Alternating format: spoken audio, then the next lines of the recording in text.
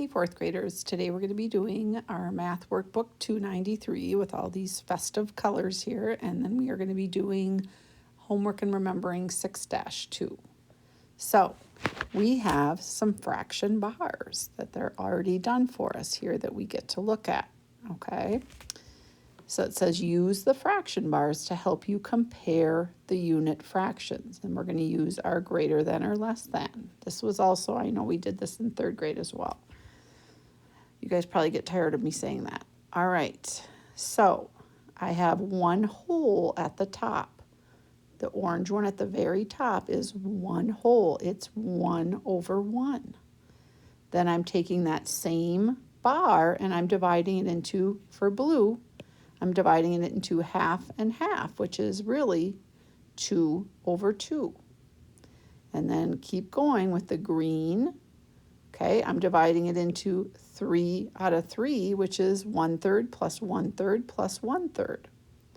You're starting to see the pattern. The next one is 4/4, so it's 1/4 plus 1/4 plus 1/4 plus 1/4 equals 4/4. So we always say that when the same number is over the same number, like 4/4, that's equal to 1 whole. So we are going to use these bars to compare the fractions down here. Okay, so let's look at number 11. So we have two fractions and we're going to be using our alligator sign, greater than or less than, to show which one is bigger. All right, so they give you the bars. So for 1/6, I'm going to look up and I can see 1/6 is right there. Okay, 1/8 is right here. Which one is bigger, the orange or the green? Okay, you can see that the orange is bigger. So the bigger part of the mouth goes towards there. Okay, I would like you to do these on your own. You don't need to shade on the bars. You just need to use them to look at to tell you which thing is bigger. Okay, maybe you want to like circle them. It depends how you want to do it, but you just need to make sure that you look up there before you make your decision, okay? And then it says down here, complete this statement. When comparing two unit fractions, the fraction with the smaller denominator, remember, the smaller number on the bottom is always greater. So that's like a tip for you, okay? If I'm looking at two fractions, the fraction with the smallest denominator, so look at the one that we just did on number 11. Which one had a smaller denominator? 6 is smaller than 8, and we found out when we looked up at our bars that that was the smaller, that was the greater fraction, okay? All right, and that only works when the numbers are the same on the top as well. But you'll be good. Finish up the rest of those and then meet me on on homework and remembering 6-2. All right, here we are. So we will do some together and then I will leave some for you to do. Okay, let's look at our directions for the top section. Name the fraction of the shape that is shaded and the fraction of the shape that is not shaded. Then write an equation that shows how the two fractions make one whole. We will do one together. Okay, let's look at number 1. The first fraction is going to be our shaded number. How many parts are shaded? Okay, so you're always going to have a fraction here. So you might want to be doing, let's put our little fraction bars on the tops of all these first two. Okay. So you can put a number on top and a number on bottom. All right, so on number 1, I have 1, 2, 3, 4 that are shaded. Okay, so I have 4 on the top. My bottom number is always all the parts. So how many parts are there all together?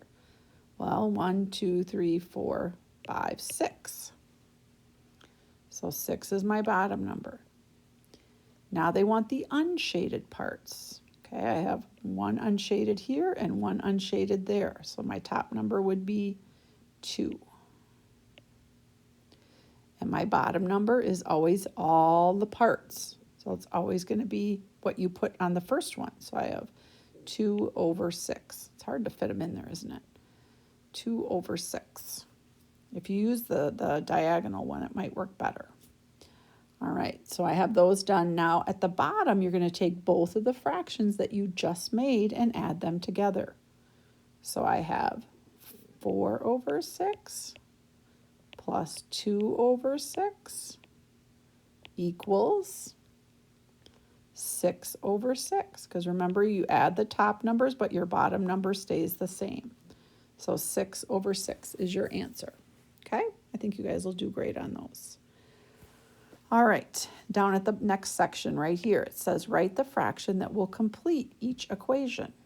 Okay, so they're starting with 1 whole, okay, and we know that 1 whole is equal to the same number over the same number. This time it's 3 over 3.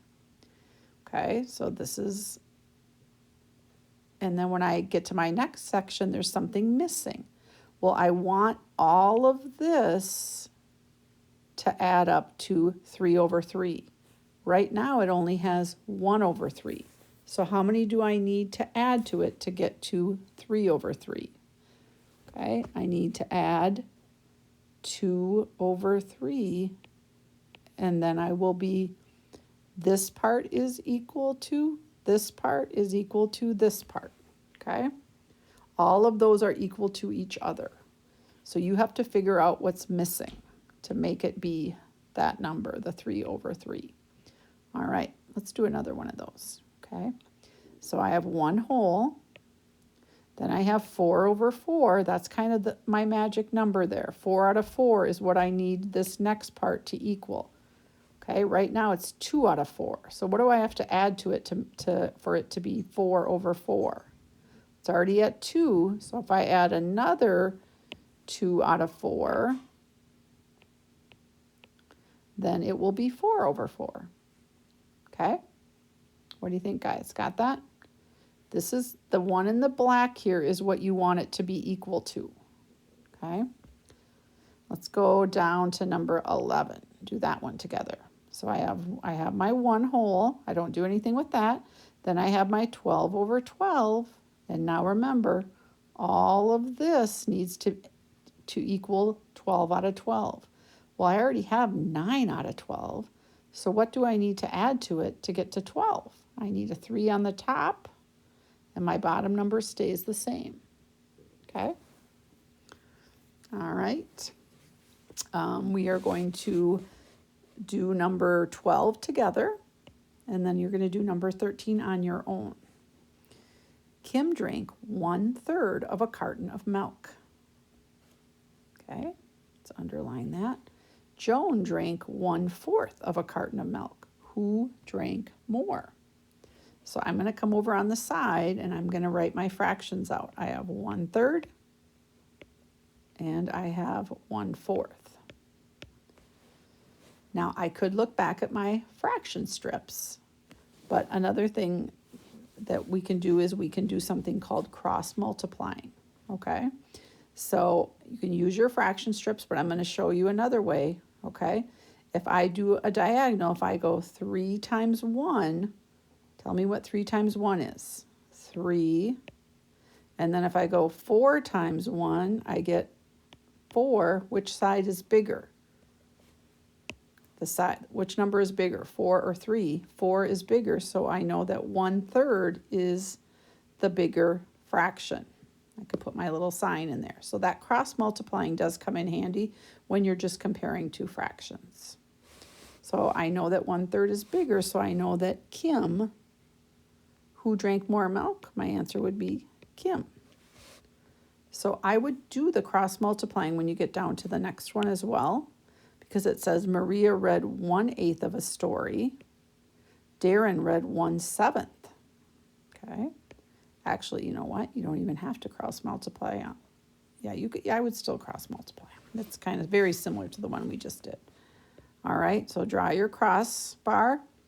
8 times 1 is, put it right here. 7 times 1 is 7. Put your number there and tell me which one is bigger.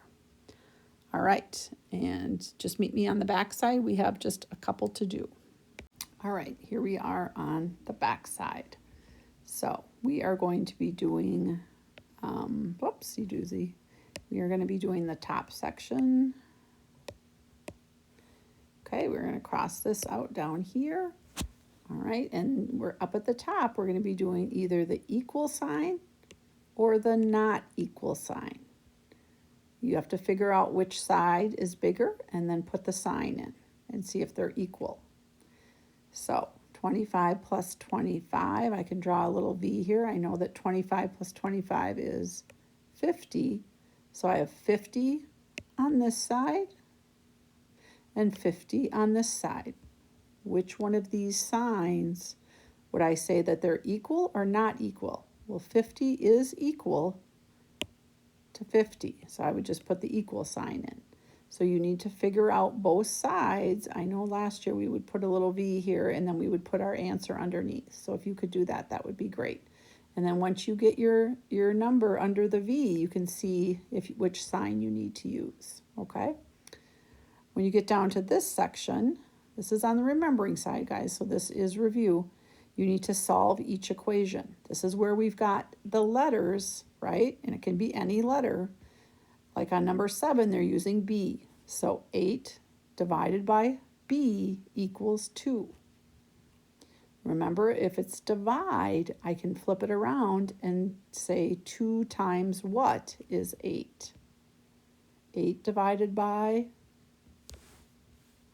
you probably know this one, but 8 divided by 4 equals 2. So B equals 4.